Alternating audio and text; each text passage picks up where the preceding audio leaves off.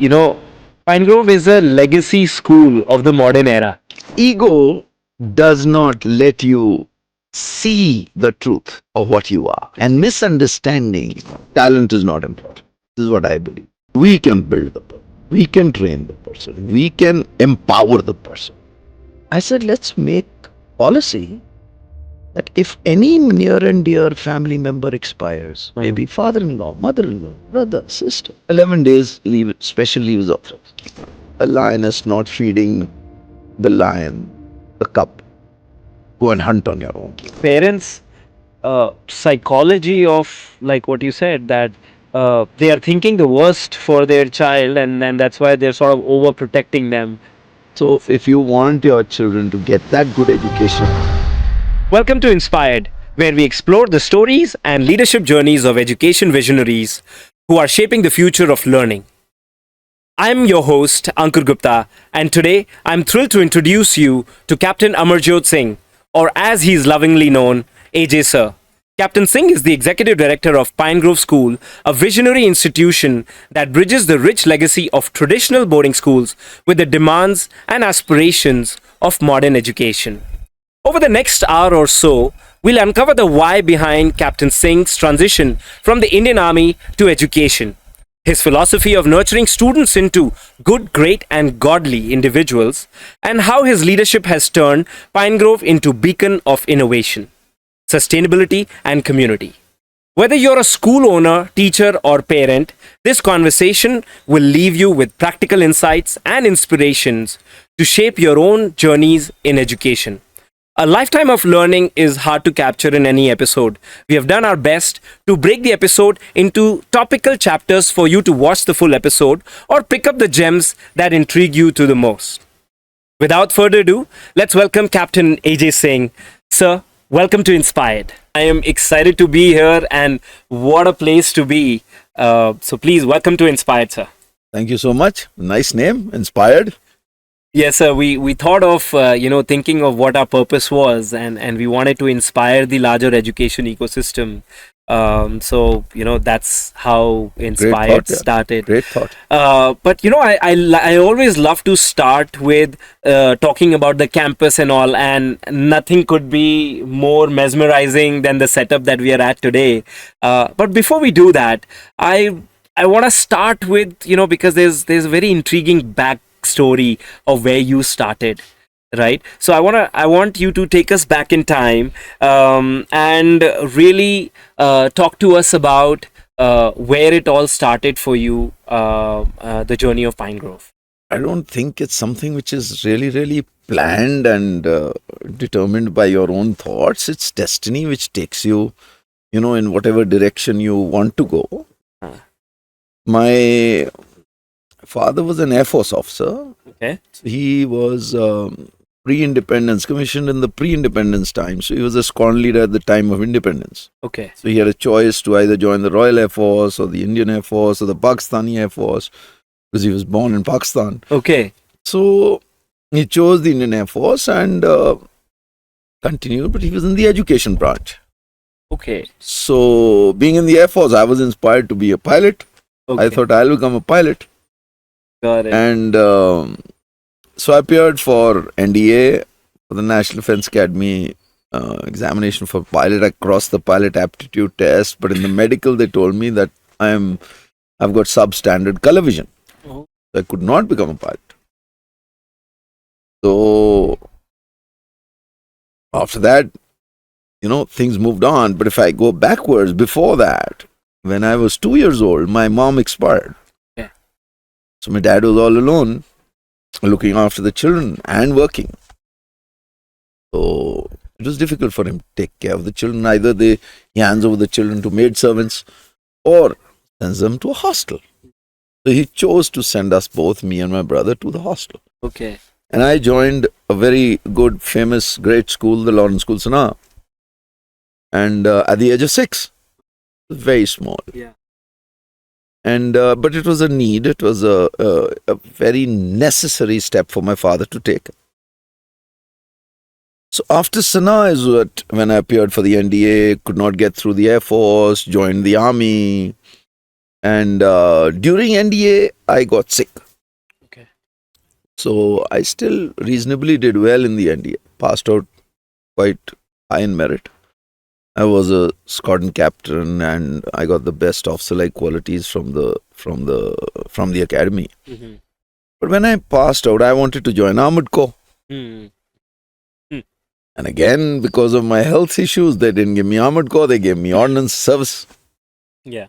So somehow I was not able to join wherever I wanted to join, and I was a little disenchanted. And my father was running a school after retirement in Okay. Panchkula. Okay. He was running a school called Saint Soldiers Okay. in Sector 16 in Panchkula. And he asked me to come and help him. Okay. So because I had not joined, the Armored Corps or the Air Force, so I readily agreed, and I said, come, let's go and help him in the school. Okay. I came to the school. I spent 4 years in a day school in Panchkula, living in Chandigarh. And I realized this was not my calling. Mm-hmm. A day school was not my calling. It was morning golf, afternoon golf, and school time. It was, I was getting sort of a little bored. Okay. I told my father so. Okay. And he said, if you have got so much time and commitment and passion, why don't you try a residential school? Okay. So he sort of encouraged you to go in that. See, But was there a moment that you recall where you thought that day school is not for me? yeah, I was going back. In fact, Hmm. I was applying to the BSF to go back to those services. Okay. But that's the time when he told me, if you've left, then why don't you do something?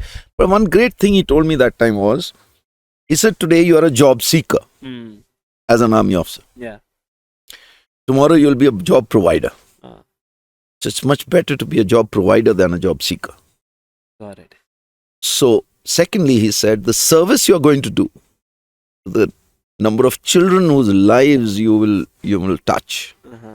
the families whose lives you will touch, their extended families, and the people who are going to work for you, if you look after them, then you are providing good employment. He said there can be no better service.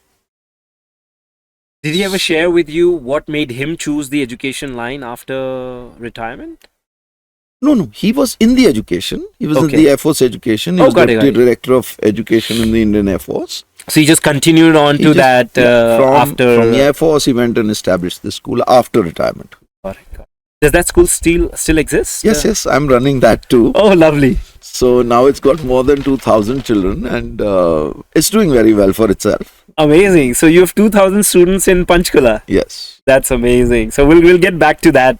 But I want you to touch base with that, and I'll sort of move the timeline a little bit of where we are today. We're sitting almost 25 plus acres of campus at in Dharampur at Pine Grove with an amazing campus and backdrop. I have to say this has got to be one of the most mesmerizing location where we have done the podcast yet. Yes. So please tell us a little about the campus and the thought process of building a place like this, selecting the place. How does one envision a campus like that? See, I had inherited this 2.5 acre plot at in the beginning, right in the beginning. So, but we were only 2.5 acres, and it Okay. was very small. So when I started the school here, within 3 years, 4 years, I started realizing that my dreams of making a great institution cannot be accomplished in 2.5 acres.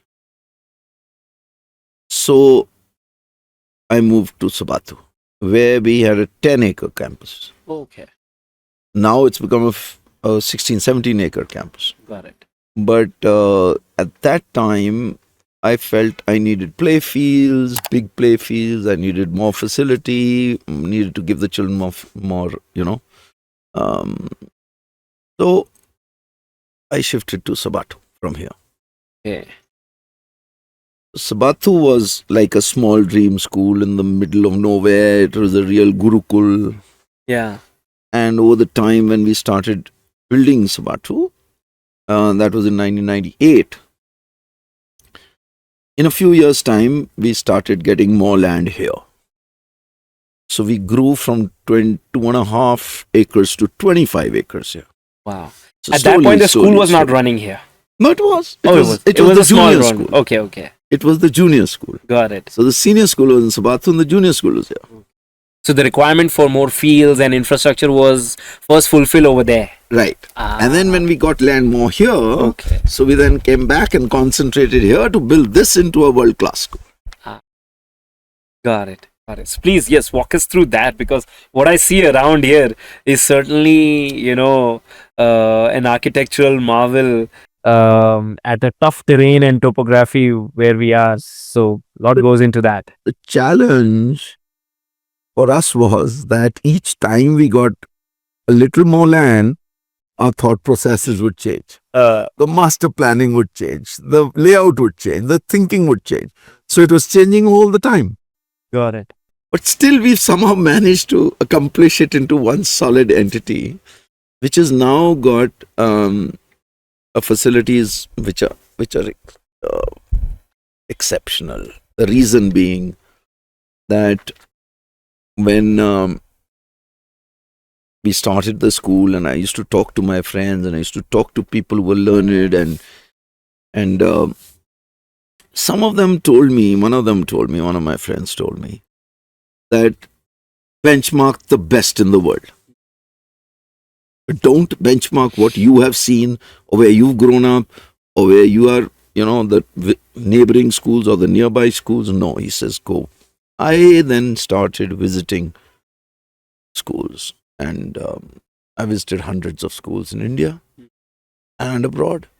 Visited schools in about 40 countries. And I used to keep getting ideas from different places and incorporate them there. Like, say, for example, our sports complex, which is nearly 100,000 square foot covered area of indoor sports. Okay.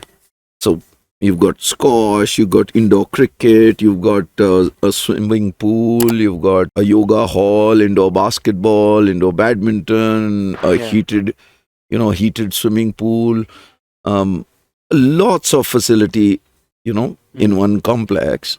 So that complex I had picked up from grammar school in Melbourne. When I saw that, I felt, no, we should go and build here. So then the government helped us in getting it established. And I think today it's a very unique and a very beautiful facility for the children. And today we have facility to such an extent for these children. 3 play fields, 4 basketball courts, 3 badminton courts, pool, etc. So what happens is that the whole school can play at one time. Wow. Because there's so much of sporting facility. That's amazing. And to do it in an area like this, where every square foot is hard to get, and it's gotta be amazing. And you know what, the lesson I'm taking away for a lot of our listeners, sometimes we feel like trying to have a perfect plan, trying to have like, oh, this is going to be the vision where I start when I have 50-acre campus or 20-acre campus or whatever the vision may be. Sometimes it doesn't work that way, and the learning here is that even though you were building this maybe acre by acre, starting from 2.5 acres to 25 acres, and you put the planning also in parts, but sometimes we stop ourselves from taking the next step. And in your journey, you've taken those next steps continuously. And if we look at it today, the way the entire campus has turned around, it doesn't look like it was planned also in parts. It looks like a homogeneous full structure. But that I think is due to 2 reasons. Okay. One, I feel that we needed to give the best to the child. Yeah. That was our philosophy. Yeah. Whatsoever we get, we give it back. But when we started, this was not the vision. When we started, honestly, I used to pray to God that we have 100 borders and we'll be happy. We'll be content, and we'll be satisfied. That's very intriguing. So how does one expand that vision when you started with, you were happy with that count like years ago. How do you Yeah, now start we with get that? more than 400, 500 times the registrations Yeah. for admission. Uh, But it is also, it's not just giving back to the kid. It is destiny, which I think the hard work, but more so destiny of people who join you, mm, assist you, help you. And if you get the right kind of people around you, mm. I think they take you far. Wow. Because you don't know everything. And each Absolutely. time you talk to somebody, you learn something new. Mhm. We've always had a policy of taking criticism positively and Mm. trying to improve. Yep. So we never reject criticism. We always accept criticism Mm. and look at it objectively and transform ourselves. So it's an everyday process. Continuous improvement, basically. Absolutely. And that's what's made us. So So we've not thought of us as, it was easy for the big schools, you got 300 acres Yeah. campus, now, lay it out and You're figuring build out it. what to build out from empty land, Yeah. and then over time But the campus each builds time out. our thinking was changing. So we didn't have a campus to, to really start with. But it has gone But along. there's got to be some central motivation driver that kept pushing, what you say, status quo, if you may, and wanting to expand more. I mean, how does one take? I mean, I feel like in today's times, being content to start with is a very hard thing to get by. A lot of people are not content, right? Mhm. But in your case, you started your journey with an aspiration of say 100 students, and you felt that I would be content by I would that. be very happy with that. Very happy that. Yeah. So talk to us about that moment where you got the 100 kids. What was going in your mind, and how did you evolve from that contentment to the next stage? I see, whenever we used to reach at any stage, Any milestone? any, Ah. we would think, this is not good enough for our children. So we would think bigger. And the whole plan would change. Uh-huh. Like it's from a small classroom.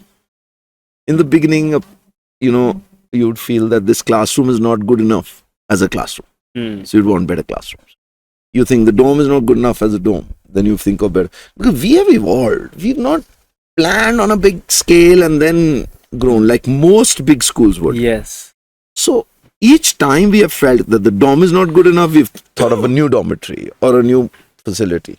So like that we have grown, and I think God has been very kind to the school. AJ sir, I read somewhere about your philosophy of nurturing children into good, great, and godly individuals. Can you tell us what that is about? See, we've got 3 slogans. Okay. One is our motto, by toil to stars. You work hard, you toil, and you'll reach stars. Okay. Very simple. The next we say is aspire to inspire. Like you are an Ah. inspire, so we say our kids we should inspire to inspire the children Lovely. to greatness. Now then the goodness and the greatness and the godliness comes in. The 3 G's for Grovians. It's GGG, it is good, great, godly.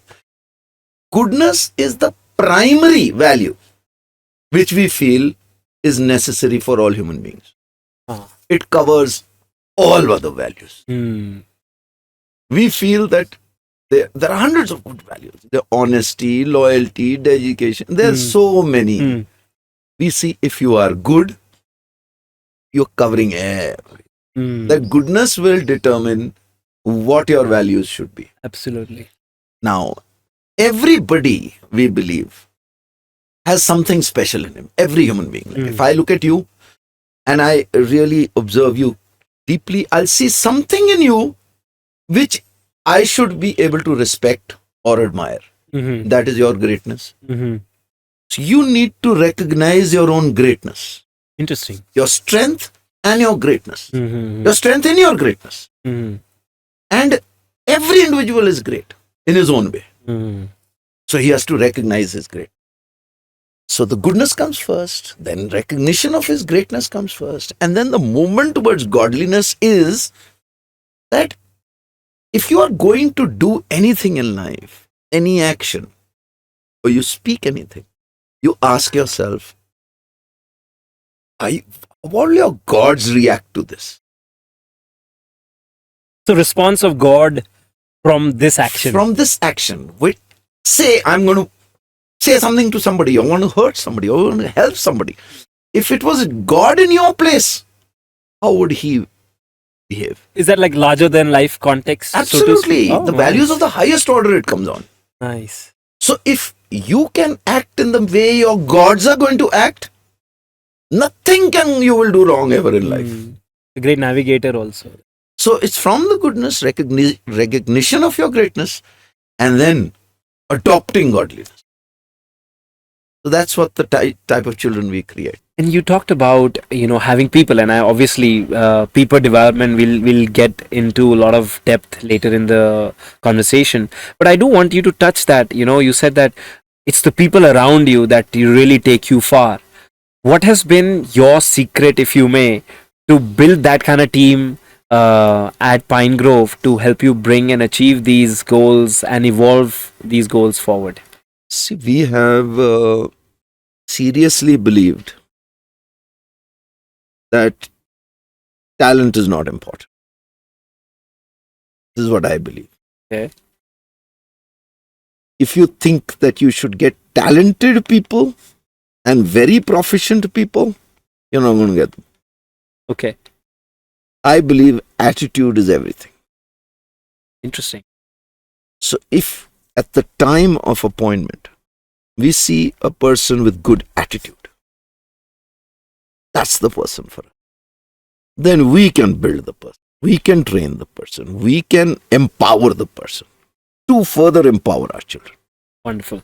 So most of our teachers, they've not been very, very greatly proficient or from great schools or anywhere who've come and joined us. They've come small, humble backgrounds. And we have made them grow here. So the growth has also taken place, as well as their personal growth, their achievements. Like say, a few days ago, one of the teachers was telling me, sir, I've been to 6 countries. All 6 the school has sent me to without a penny being spent. Amazing. So they've grown. They've grown in different and that sets the aspiration for people around them also. Absolutely. Right? If they see one teacher, one administrator succeeding, that puts everyone like, hey, this is a place where you can see yourself grow. And we also have a policy that we have in-house promotions. Grow from within. We do not try and bring in outsiders in the head of affairs. We've tried it. It doesn't work. So we build our own team. Yeah. And then out of the team, we choose the leaders.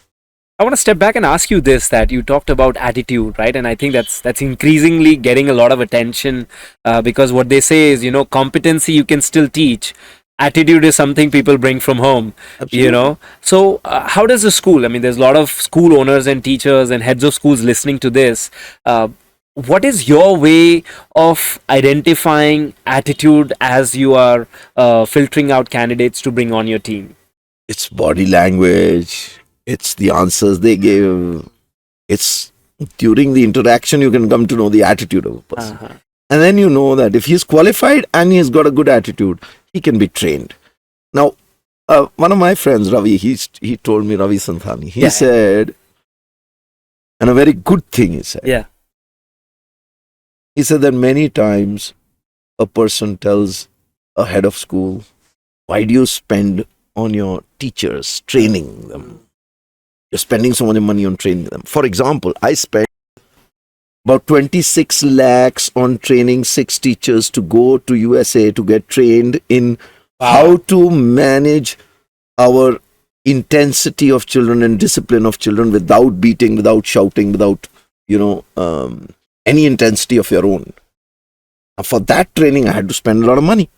So he was saying one day, which sounds so true. He says that many people tell the heads of schools, why do you spend so much money on training your people? Yeah. They'll go away. And then it's a waste. The lovely thing he said was that if you train them, they go away. Somebody else will benefit. If you don't, Don't train them and then stay. and they stay here, That's a problem for you. then what is it? Absolutely. Then you are cutting your own feet. Yeah. So absolutely. must train them. And if you are good and you are genuine and you take care of staff and don't exploit them, Yeah. there's no chance that they're going to go anywhere. Absolutely. And that's the risk still worth taking than risking an untrained professional to be on your team. Absolutely. I think that goes, and that's something that nowadays is applicable in the wider spectrum of any team, so to speak. So every teacher who comes to Pine Grove first goes through a 7-day training program. Oh, wow. Okay. And then is inducted into the school. So, I was thinking about Pine Grove. I know I've had the fortune to be in conversation with you for many years now, and being at this place several times. And I was trying to sum up what Pine Grove means to me, or how I can position Pine Grove to the audience. And the best thing that I could think of was Pine Grove is a legacy school of the modern era. That really resonated with me with what you're doing here, what you're talking about, investing in teachers or the infrastructure that you've built up, the type of students that are coming out of this place. I think that really summed it up for me. It has the timeless values of traditional legacy schools, but also integrating the modern, pedagogies, infrastructure, and even sustainability that we're going to talk about. So, please talk to us. I mean, I want your thoughts on this whole idea of, a legacy school of the modern era. See, personally, I believe that these schools, these legacy schools, they must be doing something right to have existed for so many 100%. years. Yes. And still, they are existing and doing well. So they must be doing something right. Yeah. Their program or their curriculum, or whatever they are providing the children, there's something good about it. And that's what you were telling about boarding schools. Yeah. The importance of boarding schools. Yes. And parents and how they can benefit, Yes. etc. It's all to do with those legacy schools, which were established in the times of the Britishers for their own children. Came up for Indian, royalty and rich Indians to go to those schools. Yeah. But now it's no longer the rich Indian. Of course. It is the middle class also who is choosing to go to legacy schools. Choice thing. So, and also they emulate. Yep. They feel that so-and-so has been to those schools, so even our children should go and study in those schools. So, personally, I respect these legacy schools. But over time, the way we have evolved and the way we have worked with our philosophy, because we've added a lot of innovation into a boarding school education. Yeah. So with all those innovations, I feel that a lot of the legacy schools are today respecting Pine Grove School. Of course.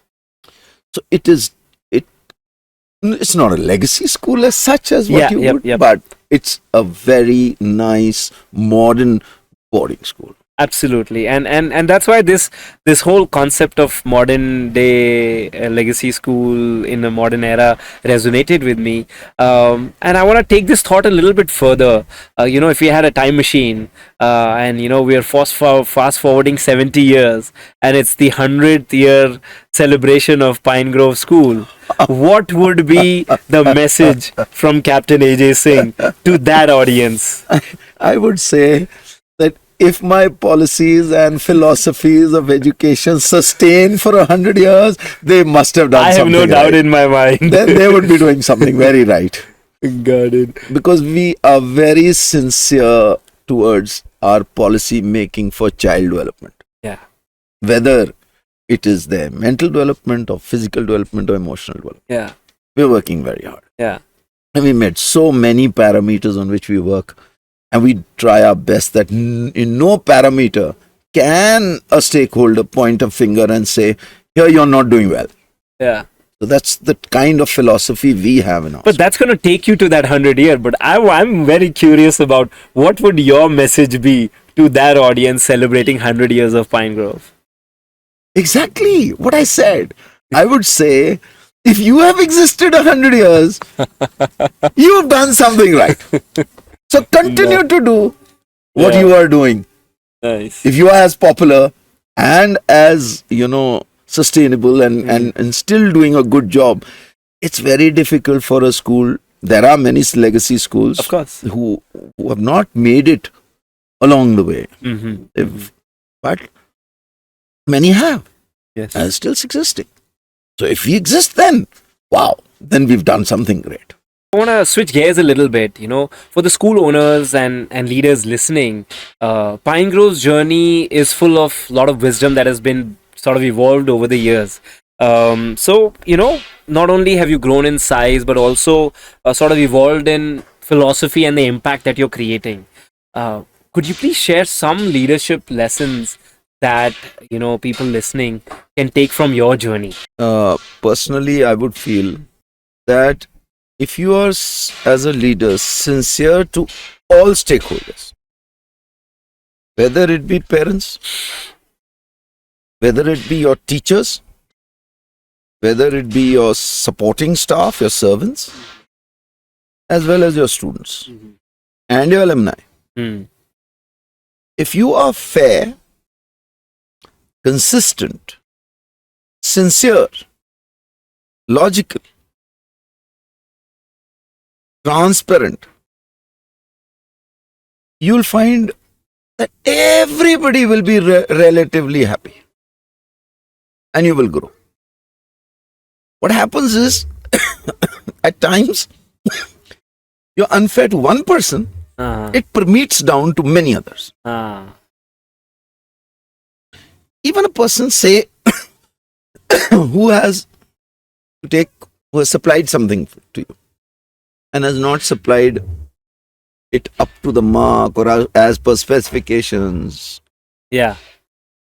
And he has to take money from you. Now you got a choice. Don't give him the money, fight it out. Yeah. And the second is, give him the money and don't deal with him again. True.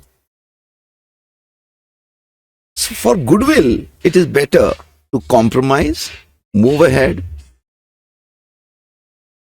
and don't deal with that person again later. Interesting. But don't have a confrontist attitude. You don't want to be penal to anyone. No. Take the higher ground, if you may, even in your dealing with suppliers, and that creates a lot of aspirational for more people to come and work with you and engage with you. Your reputation is dependent not just on your work. It's about how people feel you are. So it's not like justice needs to be done, justice seems to be done. It has to be done. Yeah. It should seem to be done also. Yeah. So the same way, you should be fair and you should seem to be fair. Yeah. To all concerned. Yeah. At that end of the day, if lesser people are talking negative about you, the overall good and growth will be phenomenal. So it's in a very layman's term, it's a PR management to a very larger ecosystem, is it? I won't say a PR management. I would say it is automated. Because you're not managing the PR. It happens on its own. It's more of a deep-rooted philosophy that the institute absolutely has, right? So you don't have to act by thinking. It is natural to everyone in the ecosystem. So if there's like, I'll give you one example, a very off the track example, but there was one parent who came to me, and at the end of the year he said, "So I'm not satisfied with." He had a balance of an X amount of fee. And he said, "I'm not satisfied with my child's education this year." Now, I asked him the reasons. I tried to explain it to him, and he did not understand it. And he said, "No, I'm not happy. So I don't want to pay you this balance." Okay. Because I'm unhappy. So I asked him only one question. Okay. I said, "Are you sending your child again next year?" He said, "No, I'm not." Oh, wow, okay. I said, "You need not pay the money. Please." So there was genuinity in that. So he was genuinely unhappy for whatever reason. Yeah, fair enough. So I do not wish to keep his money, which he's not willing to pay me, because it would satisfy him. Even the services were rendered, even then you still are okay not accepting the money because ultimately the end consumer was not happy. I will give you another example. We were in the first year of our existence. Okay. This is interesting. And we were very, very excited about every one admission we got. Okay, of course. And the fee was only 15,000 rupees and 500 was registration. Amazing. And I had two kids come in on a Saturday afternoon, come and take admission. And he gave me 31,000 rupees in cash. Two kids. And it was a huge amount for us. We were very excited. Two admissions. Wow. And I put the money in the drawer. It was Saturday. It couldn't go to the bank. And next morning at 6 o'clock in the morning, the parents are at the gate saying, we don't want to keep our children. We want to take them away. Oh my God. In those days, Ankur, you will not believe, I did not have money to pay the staff. Oh wow. For 6 months, staff did not get salaries. We did not have money. We were so hand to mouth, less than hand to mouth. So we were very excited about that money which had come. I spent 8 hours in trying to convince the parent, okay, please leave the children and we will ensure that, you won't regret it, etc., etc. But no. 4 o'clock in the evening, I packed the bags, gave him the bags, and he stood at the gate of my door of my office. He looks at me. I said, "You're talking about money, right?" Thinking about money. He says, "Yes." I took out the drawer. I took out 30,000 of that and gave it to him. I said, "Registration, I'm not returning you, but full fee, I'm returning you, even though it's written fees once paid is not refundable." He said, "You're returning me all of it." I said, "Yes, all of it." So for both the kids, you had a I said, "All of it." Yeah. It was the heaviest payment I've ever done in my life, but I said I must do it. He's not keeping. He said, "But why are you returning all the money?" I said, "The children have stayed one night here. Even guests come and stay a night here. Yeah. I've not done anything for the children. I don't deserve to keep your money." Yeah. Can you believe that same parent must have sent at least 11 children to us? As reference. Amazing. Not sent his own. So it brings goodwill. I would love for you to share how you encourage your teachers to go beyond the academics and their sort of call of duty to help shape the overall development of students at Pine Grove. Like I told you in the beginning, it's the attitude. So once you got the right people with the right attitude, you build them, you train them, you empower them, and they start giving you return. But it's a continuous process, because as you keep growing, you become complacent. So it's a continuous process of motivation which has to take place. So motivation of staff is not just economic. Economic is one. Yes.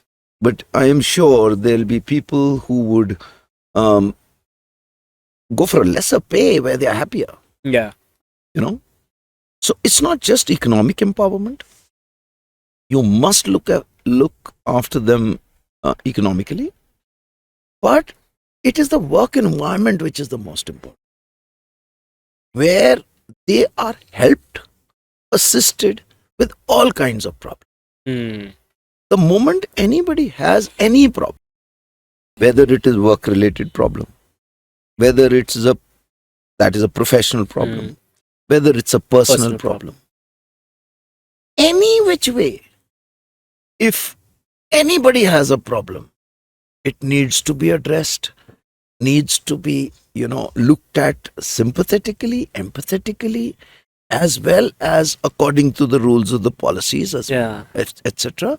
Explained, addressed, and sorted out. Now, if you always are open to listening and assisting, you will see the staff will always be motivated. Do you feel that the policies that you set sometimes come in the way or in conflict with the empathy side of Yes, AJ, sir? 100%.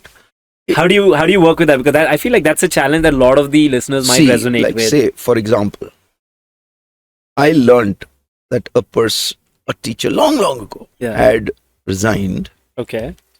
Now she had resigned because her father had expired and she had taken 13 days leave, 11 days leave, sorry. Mm. And her pay had been cut for that because it was beyond her normal leave. When I learned about this, I said, let's make policy that if any near and dear family member expires, maybe father-in-law, mother-in-law, brother, sister, 11 days leave, special leave is authorized. Oh, wow. So we incorporated it into the school rules, which I have not seen incorporated in most places. Yeah. So like but we incorporated bereavement leave or something like that. It's called a special leave, but it is allowed. Even if your real brother expires, you're allowed immediate family allowed 11 days of free leave. So such type of things. You look at policies change. There are no rules in this world which are fixed. Yeah, of course. So we need to look and address issues, frame policies. But the policy should be framed in a democratic manner. There's no pick and choose on who it's applicable for, who is not. If you set a policy that you think about your policy systems based on what you're able to implement everywhere in the organization. Exactly. And what I'm learning here is that keeping that human element central to it. What is a basic need for any human? If you keep at the forefront, then I think you're going to mostly end up doing right things. If an employee feels you are being nice and fair and good as an employer and creating a good environment, he will not leave you. He will empower you. That is why we are a very young school, but we've got most of our teachers are retained for many decades. They're all staying here. Yeah, I'll contrast it with a little bit. I just want you to pick your brain on this.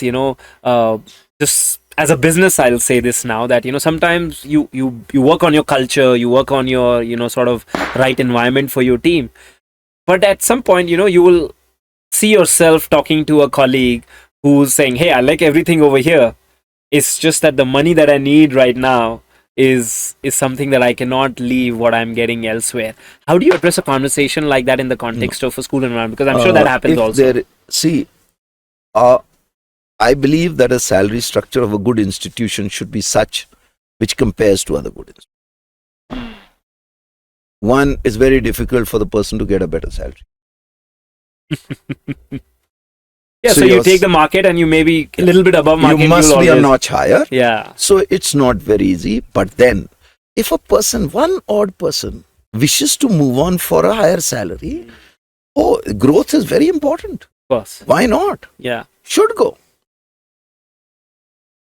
So that way, I think, most people will not get that opportunity. Yeah. But if one odd does get it, it's fine.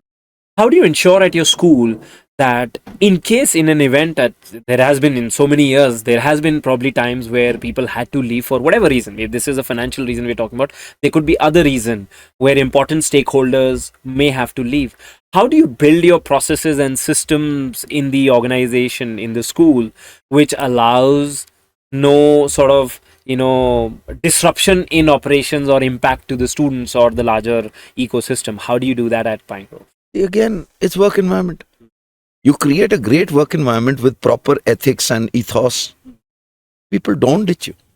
I've seen it. Human beings are basically very nice. I have very rarely had people disrupting the system. No, what I mean by operational disruption, like someone had to leave, now someone else has to come and pick up their work, and there's probably a lot of work that this person was doing because of the know-how that they've built up over so many years. These challenges will keep coming. Yeah. They come off and on, and they're taken on by the team. The whole team works together, and they include the other new member very easily. Yeah. Very easily. I want to talk about parents. You talked about earlier that early anecdote you shared about the early years when parents used to come in, and now you're sort of oversubscribed, right? How has your mindset changed from that wanting to get that extra parent, or each additional parent had so much more higher value coming in the door, versus what you see today, where unfortunately you have to turn down certain number of parents? How does your mindset as an educator change? Because obviously there's listeners from all category, where there's a new aspiring school which maybe were in the mindset of where you were 30 years ago, and where there are some established schools in the audience as well. How does that mindset shift happen for you? Okay. There are again two issues in this. One is humility. Okay. If you are all encompassing and humble, and you yourself, your team will also be. When they receive anybody, talk to anybody, even if you are oversubscribed, but the person who has got admission to you, you need to be humble and kind and nice and forthcoming. That's one. The second thing is about ego and misunderstandings. Now, these two things, now I'm talking of now humility, ego and misunderstanding. Yep. Now, humility I've already explained. Yeah. Right? You got to be humble. Yeah. Even if you're oversubscribed. And the second is you can't let your ego. So the moment you become a famous school or a big school, maybe what you term it as legacy school. The moment you think that you are something great, you made it. You made it, or there's an ego in you, you're smashed. So ego does not let you see the truth of what you are. Very interesting. And misunderstanding will not let you hear the truth. Very powerful. So if you can get rid of ego and be a good listener, listen and understand, don't have any misunderstanding.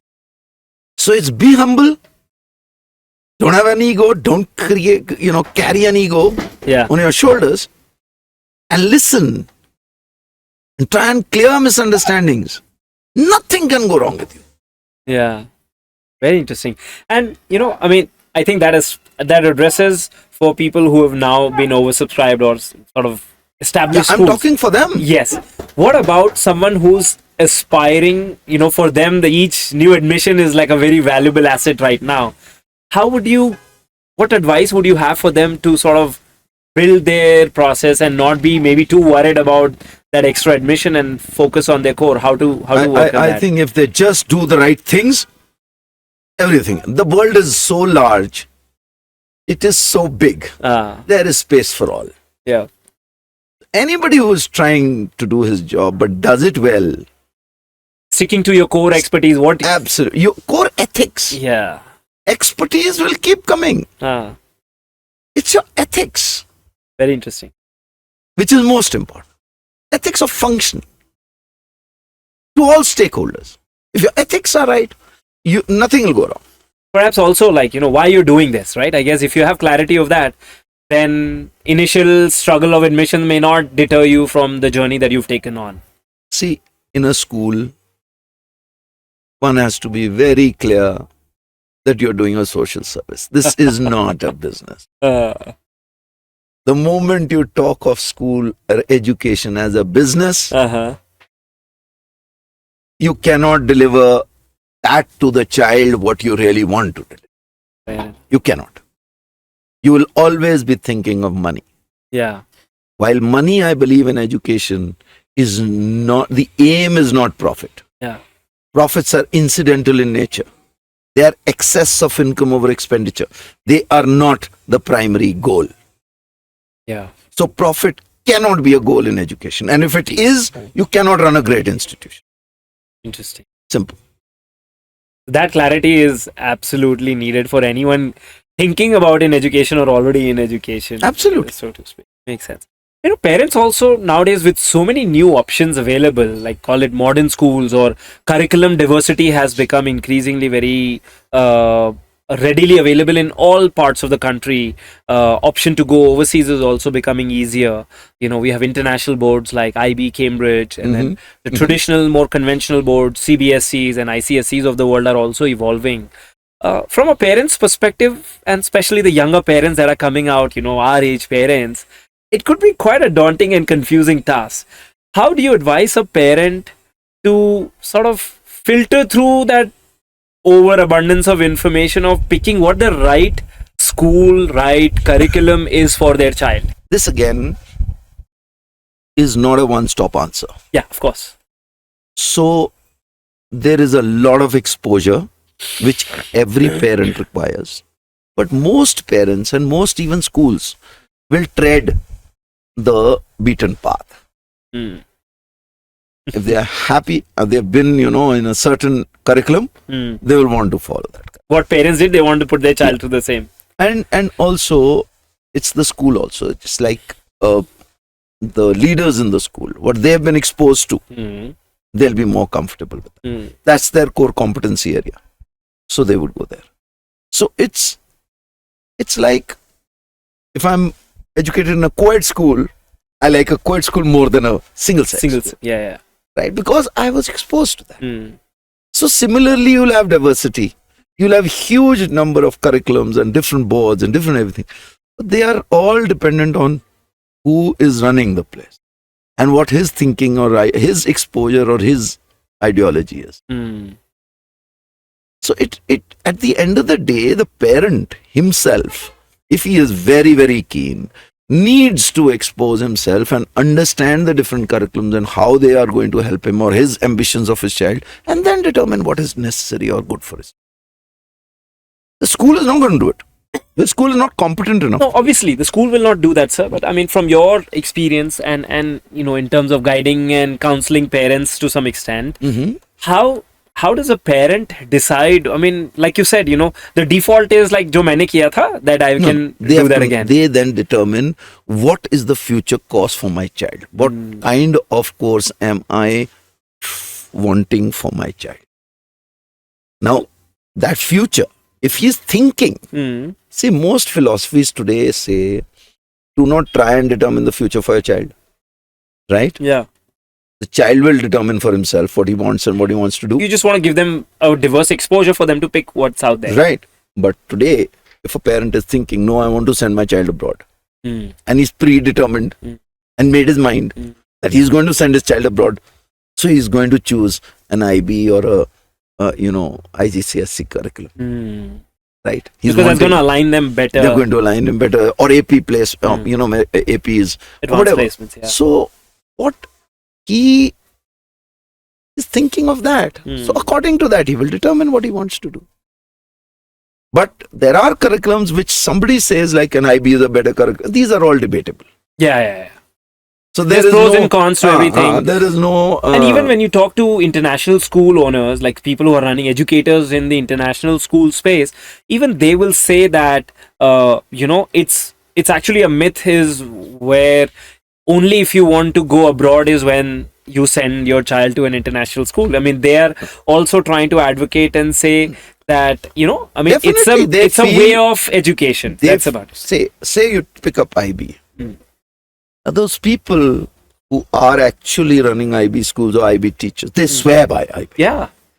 Right? So they feel that is the best methodology of teaching children. While I believe that any curriculum can be good if the pedagogues are good. If the learning outcomes are there, even in a CBSE run curriculum, then also the children will do well. If their teachers have been good and have taught them the right values and the right systems and the right education has been given to them, they will do well from any board. It's the teachers which make a difference. So it's more about how the content is being presented to the students, regardless of the assessment board, if you may. Yeah, it's the exposure of many other things. No, I have an IB school, and maybe I don't have a strong sports curriculum, so I'm missing something. No. Yeah. And that's a gap I feel like a boarding school does in to some extent is it ensures that well-rounded exposure to a child where they're going to be exposed to playing in the fields, exposed to extracurricular activities more so than any other place. There's no hiding anywhere in a boarding school environment. See, personally, I feel that all the facilities within half a kilometer available for your child with maximum utility. Like, say, you've got a swimming pool for 500 kids, and it's for them. Yeah.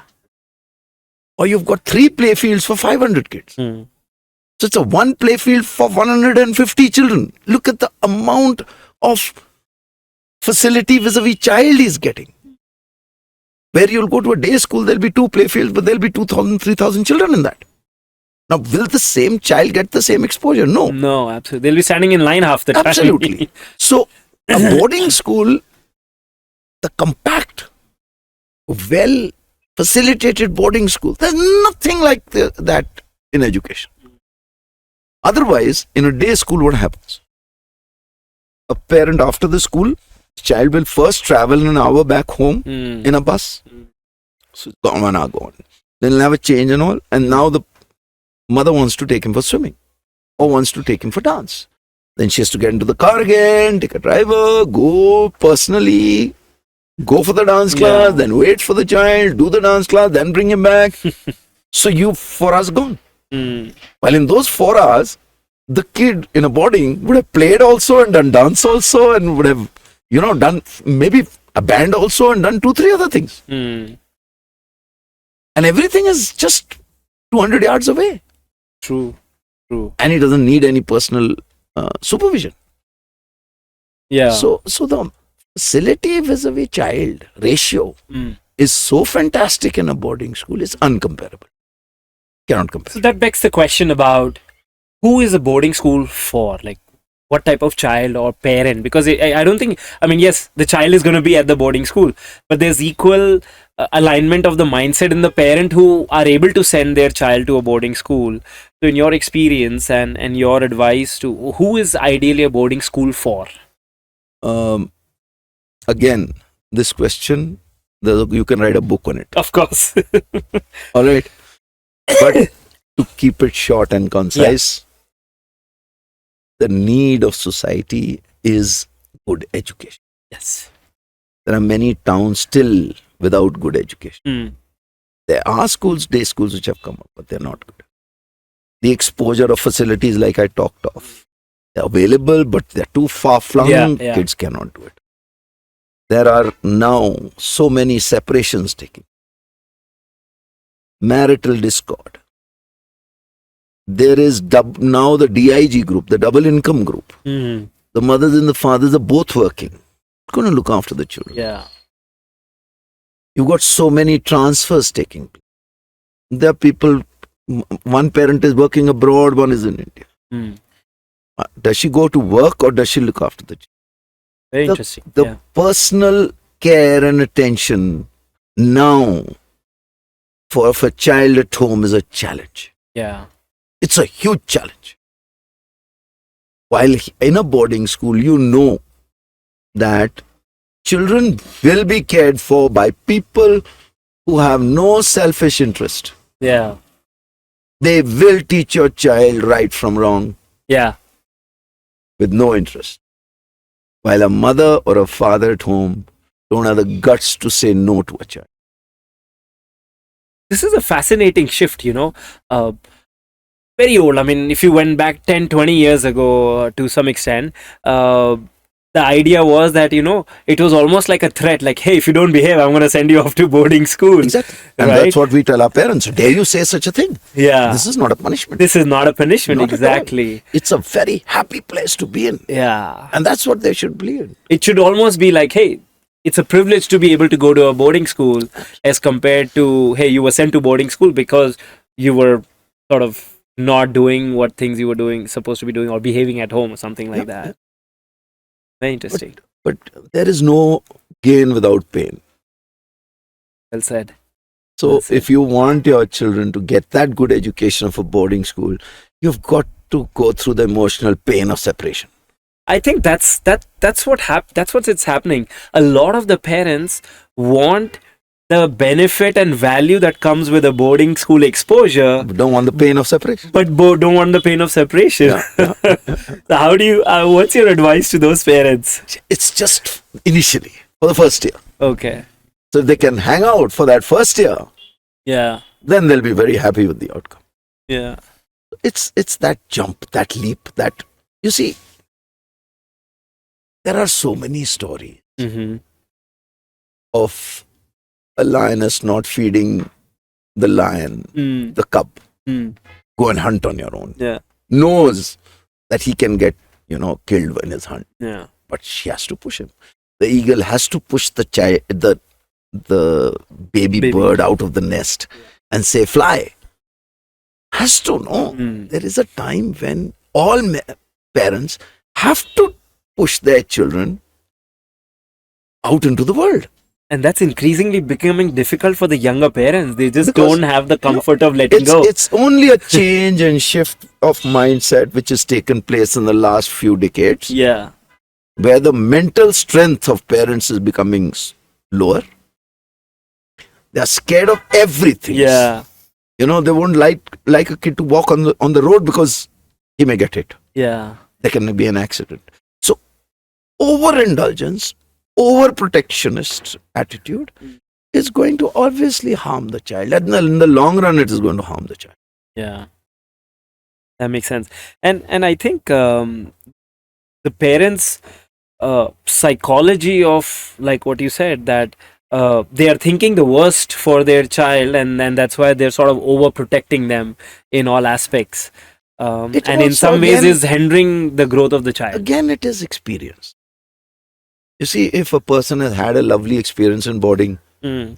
he would want his kid also to go to boarding. If he's not had a good experience, Uh, so it's all personal. It's lots to do with personal. is there anything that parents at home can do to instill some values of a boarding school environment without sending to boarding school? Very tough, very tough. That you can have, but the parents need to be very strong for it. Yeah. Because you see, at the end of the day, the parents' primary job is protection, direction, and affection. Okay. Right? Well said. This is the primary aim for a parent or child. Protection, yes, he wants to protect the child. Direction, he's not able to give Mm. because his love comes in between. Yeah. And when his love comes in between, he's not able to say no. Say a child is watching television and he's watching and watching and watching. You want to tell him, no, you come to the dinner table to eat. Now there'll be 50% of the parents who will not be able to say no to the child. Or in fact would make the child watch television. Because they want to keep them engaged while the parent is doing something. Absolutely. Yeah. So that way the parent can never be a good, great pedagogue for the child. Yeah. They are the first teachers, but in the long run, that selfless teacher is the one who's going to build the child. So in some ways their emotions only come in their way of 100%. betterment of the child. 100%. They're not able to say no. Yeah. And they work against each other. Yeah. Like say a child wants a mobile phone. The mother says no and the father says why not? He's going to play one against the other. And So there's a lot of initiatives around sustainability and innovation at Pine Grove. From zero waste practices to experiential learning models that are being practiced here. Can you talk about the importance of these initiatives and how students have evolved into being more responsible global citizens by these initiatives? again, it's over time that we learn. And slowly, we have learned that children must be exposed to sustainability. Hence, we are determined that we are going to make ourselves a zero waste organization. And you will not believe it, but it's true that for the last 5 years, we have not sent a single truck of waste matter to the municipality. What does it mean to be a zero waste school, sir? This is exactly what Not a single truck of waste matter to the municipality. Now, this is only organic waste, or it's Every also kind of like waste. plastic also? Every waste. Nothing goes to the Really? dump. What happens to plastic? We manage it. So all plastic is sent for recycling. All. Okay. And our waste, water waste, all water waste is recycled here. So we've got our own treatment plants, and we get about 40,000 liters of water from our treatment plant. Wow. We heat about 50,000 liters of water all through solar.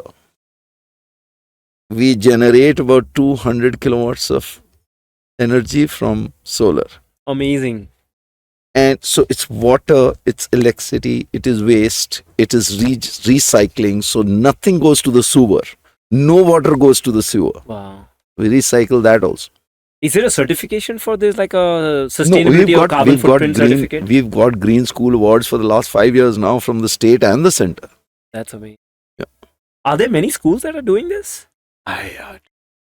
You see, this was our own innovation. This was our own initiative. We just wanted to do it. We got the stuff together. What motivated or sort of pushed you to work towards that? Again, Because that's exposure. investment, mindset, all of that. Exposure. Like say, we are also one of the only hill schools which is handicap friendly. You can go to any room in our school, Wow. anywhere on a wheelchair. So in a hill school, it's so much of the The topography terrain doesn't is talk. challenging But, itself. but we've done it. Amazing. And that talks about inclusivity at a Absolutely. school environment as well. So- I mean, obviously schools which might aspire to be sustainable and continuously face challenges. What advice would you have for them to start that journey of Come sustainability? spend a little time with us. Okay. That's certainly, And our great team for will the tell you audience. what all we will do. So, but I mean, are there small steps that they can take in their school which can help them start that journey at least? For example, all the food waste, which is about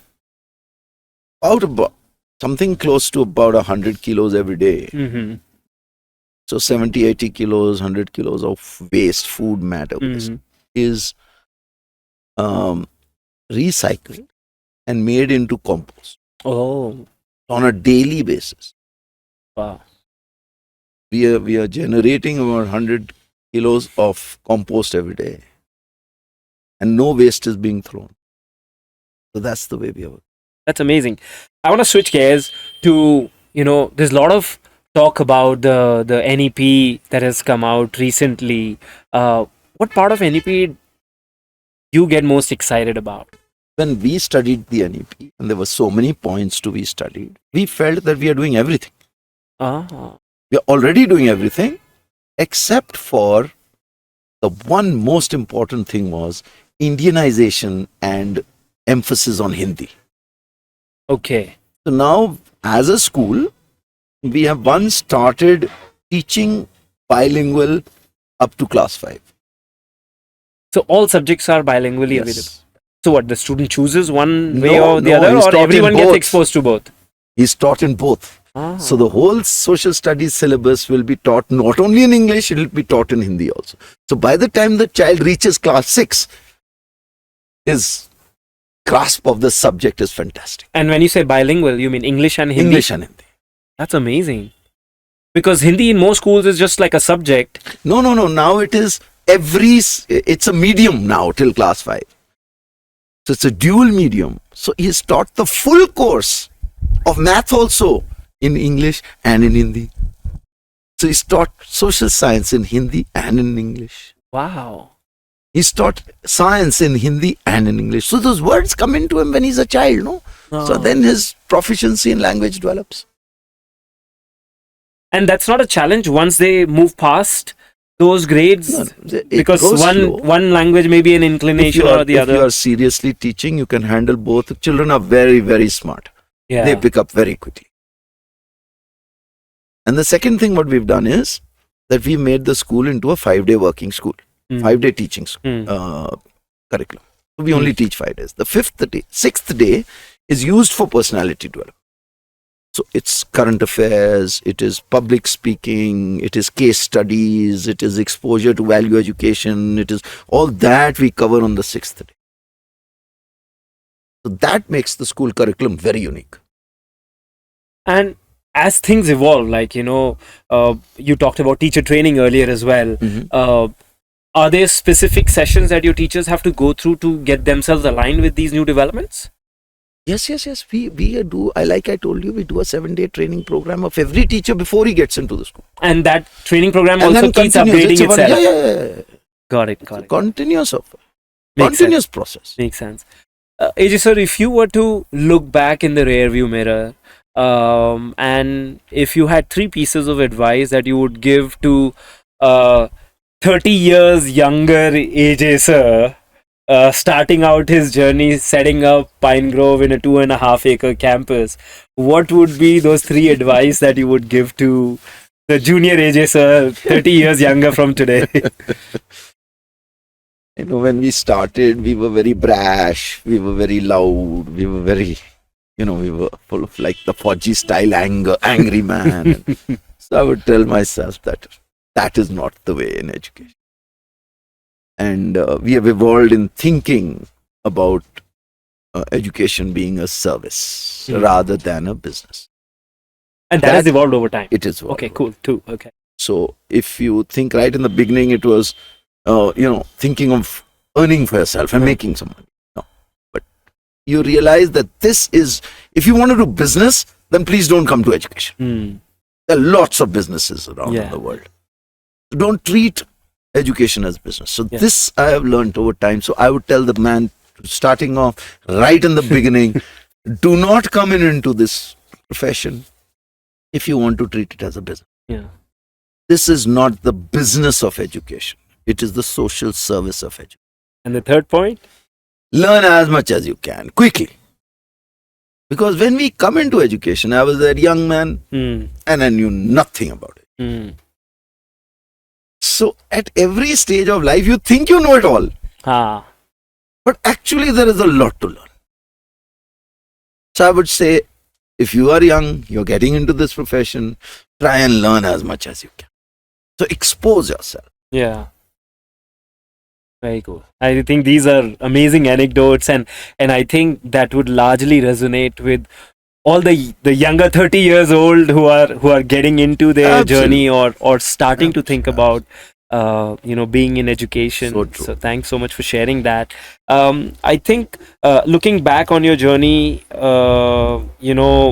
all the accolades, lifetime achievement awards that you've achieved over the last so many years, are there any specific moments that you cherish the most in your journey? The most I would, there are so many, of course. so many. But in accolades, if you say, then heading the IPSC was a very big privilege and an honor. Getting the Prerna Sroth from the government of Himachal was a huge honor, which I feel I may not even, of an inspiration I am to people. No, absolutely. Anyone who feels short of that, they should visit over here and they'll know what it is about. But I think it has motivated us further to work harder. Yeah. So I think the journey has been immensely fruitful, immensely rewarding, immensely enriching, immensely. I think we are very grateful for the journey, and I always tell my children, I teach them, honor and shame from no condition rise. Act well your part. That's where the honor lies. So I have acted my part well in this. And I don't care whether it brings me honor or shame. If it brings me honor, well and good. If it brings me shame, well and good. I know my heart of heart. I have given my best to this school. I don't want to make multiple schools and earn more money and keep. No, I want to make one great, lovely utopia. And you have. And taking that, that Rabindranath Tagore's poem which said, where the mind is without fear and the head is Head a is a lie. lie. And, that is the kind of world I want to create. And to a large extent, we have created it. Absolutely, and I don't doubt it. Just knowing you and the place here. Just getting towards my closing thoughts here. I'm curious, what's the way forward for Pine Grove, and most importantly, as the time comes when you think of hanging up your boots, what do you want to be remembered as an educator? How do you want to be remembered as an educator? See, honestly, I never given it a thought, and I don't really care about being recognized or being, remembered. Yeah. I only wish that the sincerity with which we are working with our children Uh-huh. continues. Amazing. That love, that affection, that care Yeah. which we have given our children today, that should continue. Yeah. The policies which we have made after great thought and debate Uh, should continue. And I think if that continues, the school is in very good hands, and it'll continue. It'll do well. That's amazing, and we all wish the same. As a final thought, as a leader, educator, and social worker, what's one advice that you would want to give to school owners, teachers, and parents listening into the audience? One for each.